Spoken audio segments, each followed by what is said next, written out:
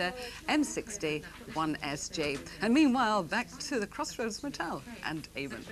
Yeah, we're here now on the inside, Natalie, right inside the Crossroads Motel. And we should say this is the Penthouse Hotel on the outskirts of Birmingham, isn't it? Penn's Hall. Penn's Hall, even, yes. I'm still casting a dreadful shadow over you, you know. And this was just one of the many locations, of course, used for Crossroads throughout the years, wasn't it? This was the cosiest. Yes, really? We had our leisure centre as well, which was the House of Robin. Mm. Right. We had Tamworth in Arden as well. Tamworth, yes. It was very, very nice. Yeah. And you, Jane, have, of course, been involved in the series right from day one in 1964 or so. And a lot's made of the fact, you know, the pressure that soap stars are under and whatever, but apparently Crossroads had the most punishing schedule of the lot. I mean, you had more airtime. It was an assault course, it wasn't a show. Joking apart. Mind you, having said that, the first 20-something years weren't quite so bad. It's the last 4 that have been more than an assault course because of going out filming. Right, you weren't used to this, of course. This was a new added we dimension. were doing 4 shows a week. We were in the studio for 2 whole, quite long days. Then we had 3 days rehearsal, but during that rehearsal we were out filming as well. So we were rushing around like mad. It started out at 6:30, you know, 7. Well, I'd leave the house at 6:30, go in for makeup at 7:30, go out on the bus to the location, sit around for a bit, do a scene. But then filming 8 episodes. Then they say, "Are you going back to rehearsal?" Say, "Oh, I'll get the next week's script and look at what I was supposed to have learned for rehearsal." So were all the old jokes true, where people criticised the quality of the programme and the sets falling down and actors forgetting their lines? That was because of the tight schedule originally, because we didn't have time to do retakes. It did get better. We did actually have editing facilities. We didn't have any editing facilities or anything. Yeah. We had 3/4 of an hour to do the show. We started at 7 o'clock, say, for the evening show. And we had to finish by 7:45. So if we didn't start on the dot of 7 o'clock, if we didn't get actually started till 7:10, time was ticking away. So there was no chance. So that you could go back if you made a dreadful... If everything went wrong in the first scene, you could go back and do it. If everything went wrong in the last scene... But people loved that. They ran a book. There was one university that actually ran a book on mistakes. I mean, that was part of the fun. This is why Crossroads was so popular. It was part of the fun. You know, and also, bear in mind, we had to be absolutely spot on time. So we wouldn't get a run until we did the dress run. And then they'd say, "Oh, we're 2.5 minutes under. Quick, what are we going to do?" "Oh, I know. You can pour some coffee. You can have a phone call, do this." And then, of course, no one told props that you were going to have coffee. So they'd bring the coffee in and put it down. You'll pick the coffee pot up and think, "There's no coffee in it," and put it down. I'll tell you what we'll do. Let's now take a trip down memory lane and a look at just 3 of the highlights from the 4,500 episodes that were made about life here at the Crossroads Motel. Now do stop fidgeting about. I'll never get this done up. Well, I'm sorry, but I keep on remembering things I've forgotten. How's Granny Fraser getting to the cathedral? We're taking her in our car. I've told you that twice already. Oh, yes, yes, of course. Do hope Hugh's all right. But why shouldn't he be? He's all alone there in that cottage. You don't suppose he could have overslept, do you? Oh, honestly, the things you think about.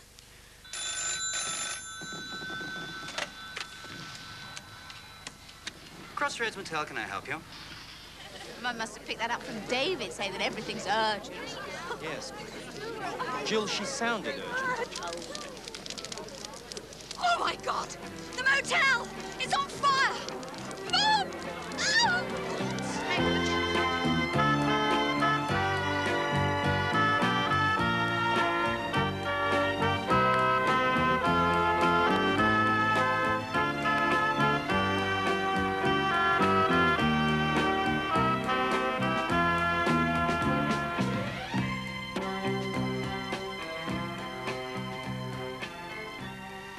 Just a few memories from memory lane there. The hotel burnt down there at one stage. Yes. Is this the fate that's in store again? Oh, we've done that once. I don't think we do that again, do you? No. So you can, straight from the horse's mouth, it won't be burnt down? I don't think we ought to commit ourselves to things Well, like I this, don't you know. think it'll be burnt down, folks. I think we've got a cast-iron assurance there.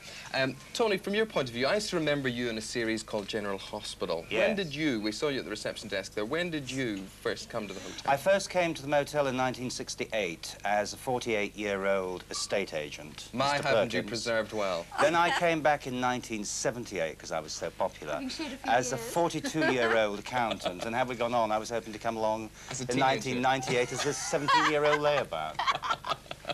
OK, I've got a phone call here, and Sylvia Garrett's on the line. Hi, Sylvia. Hi. Hi, Sylvia. Where are you phoning from? Ashby Delazouche. OK, and what was your question? Morning, Jane. It's for you, Yes, Jane. yes, hello. Hello. I've watched your show, Crossroads, virtually from the start. In fact, I'm the third generation. I used to watch it. Can you hear me? No, Jane Yes. would love to answer this question, but the problem is she can't hear you, but I can hear you in my ear. Can we get sound here on the floor? It's very, very, very soft. Speak up. Go ahead, Sylvia. Oh, hello. Is that That's better? better. Right, Ah. good. I was just saying, I've watched your show virtually from the start. Yes. Good. I'm the third generation. I used to watch it with my mum, and now my daughter watches it with me. And I Good, just wondered, yes. your character of Jill has gone through so many changes over the years. You've noticed. I just wondered if you'd had any say in your character, and have you enjoyed playing her so much?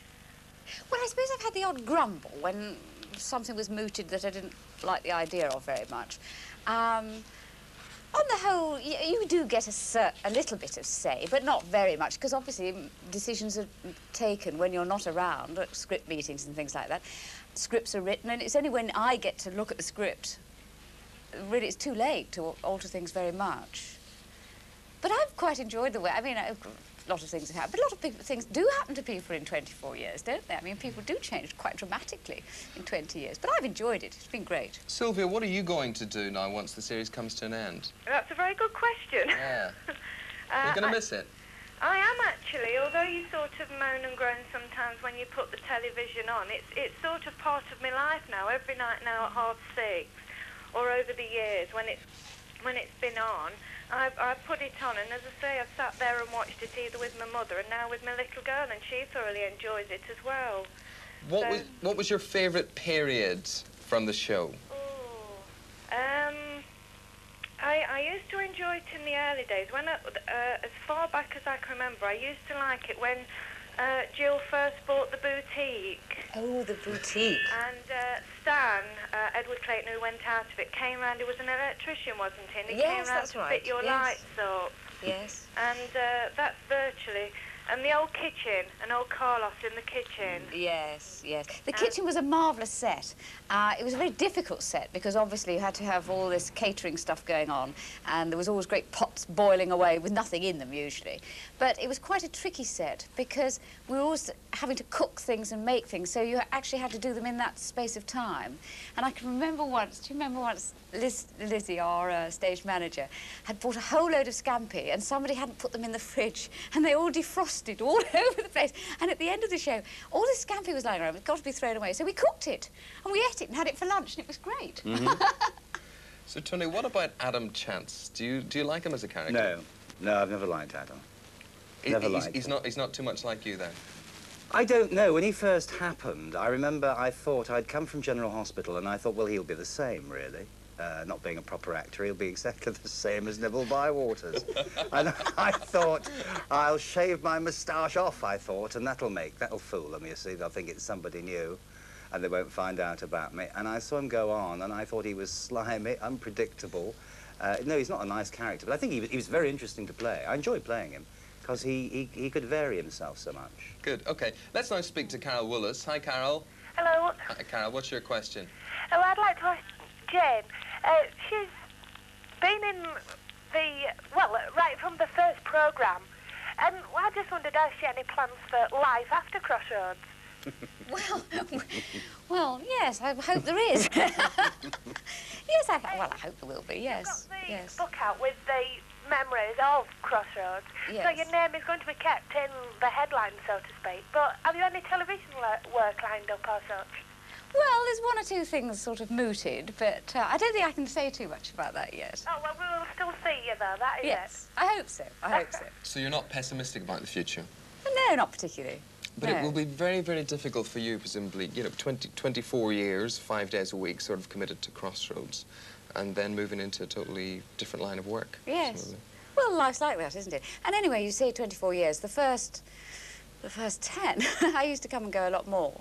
It's only really the last, well, since I got married, that I thought, well, really, any time I have off from the show, I really ought to be at home. Now the children are quite a lot older, so my daughter's, what, 13, and my son's, what, 9, so they're not quite the babies they were then. So I think I can think about going off and doing other things and getting around the country a bit.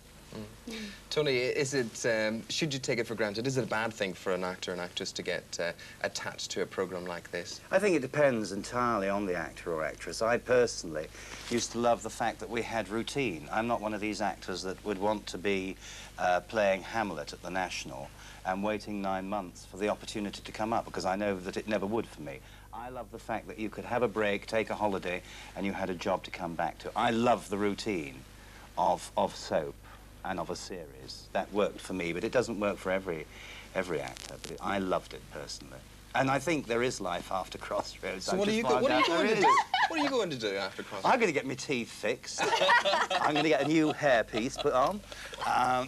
No, it's being able to actually go and see people, and because we didn't have time, we didn't have the reliability of being able to make an appointment to see anybody. Yeah. And that is the exciting part. And then when all my teeth are done, I'll think about getting the job. OK, more questions to Tony and Jane. We're looking forward to them, and they're looking forward to them. 061 if you're outside Manchester, 814 0424. Meanwhile, let's go back up there, and here's Natalie.